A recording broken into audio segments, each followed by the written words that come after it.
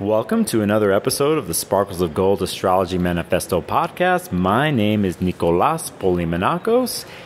It's another episode of 3 questions. I am with Mychal A Bryan. Mychal. First question.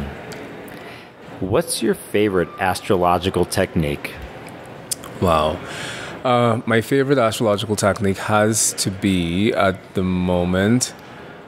Okay. I spoke about solar returns today, so solar returns it'll have to be. Mm-hmm. And if I'm correct, there's many different ways of doing solar returns. What philosophy, what basis are you coming from? You know, with solar returns, I have tried a lot of different things, and I finally boiled something down for myself, which is kind of like Renaissance astrology, but it's also a little bit of Uranian astrology because I use midpoints as well within my solar return work. So, I mean, it's a bit of the old, a bit of the new, but I'm really focusing on solar returns for concrete events within people's lives. A lot of people do solar returns to talk about the psychological trends within the upcoming period of time, but I'm really focused on how can we use solar returns to predict concrete events. I see. We're here at the ISAR conference in outside of Denver. For those of you who don't know, you'll be listening to these interviews. And is there a specific astrologer or astrologers connected to solar revolution, solar returns that influenced you, connected to you? Yeah, you know, Jean-Baptiste Morin was a 17th century astrologer, and I really enjoyed his approach to astrology in general. He tends to keep things more natal-based, which is something that a lot of people don't do when it comes to solar return charts. They tend to just read the chart itself, and I'm more interested in reading the chart in juxtaposition to the actual natal chart. So I think that that's more my approach. How can I look at these 2 separate charts and not do like a bi-wheel with them, but look at them as 2 independent charts and try to make as many correlations between them as possible?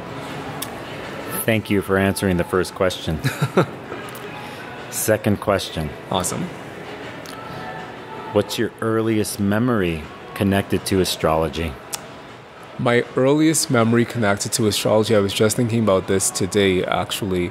My mom used to buy these books for all of us in our family for our signs of the zodiac. And so she had an Aries book, she had a Taurus book, my son is in Taurus. And then she would buy us all our teacups, and she had an Aries teacup and a Taurus teacup. And that is my first recollection of astrology. All right. Nice. Thank you for answering question number 2. Awesome. The final question. Is there anything you're reading right now that has nothing to do with astrology? Now, before you answer that, as people know listening to this 3 questions know that a lot of astrologers say everything's connected to astrology. Yes, we know that. And you understand what I'm asking you. What are you reading these days that's not astrological?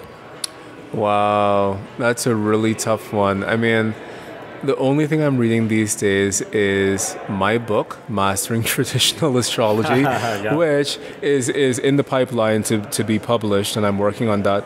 And I don't know, I think there comes a time in an astrologer's life when, you're probably just reading astrology, and that's your entire world. And so for me right now, that's really it.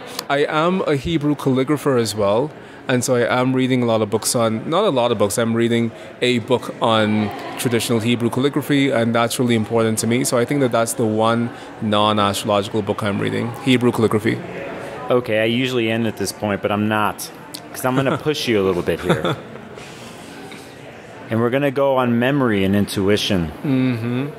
In your past, was there a specific book that in a sense changed your life? That's something that hit you, your heart, to your core, that took you away, carried you away to your dreams, and eventually fulfilled visions?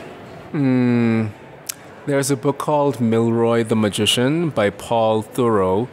And Paul Theroux is a Massachusetts-based author, and Millroy the Magician is a book based in Buzzards Bay, actually, which is kind of not right outside, but it's near enough to Boston, which is where I now live.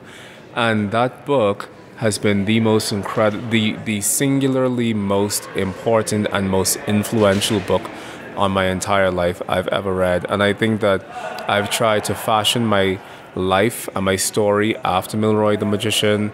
And everything I'm doing now, I think, is because of that book. My school, my practice, my own book that I'm writing, the fact that I even live in Boston, which is a big chunk of the book also takes place in Boston. I think my life has really been molded in the shape of that book. So that would have to be the book, Millroy the Magician. Thank you for answering question number 3. Where can the listeners find out more about you? Awesome. If you want to find out more about me, you can find me via my website at oraculosastrology.com. That's ORACULOS, oraculosastrology.com. And you can find us on the Oraculos podcast.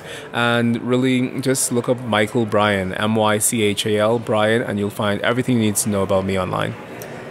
Mychal, thank you for joining me on the podcast. Thank you so much, Nicholas.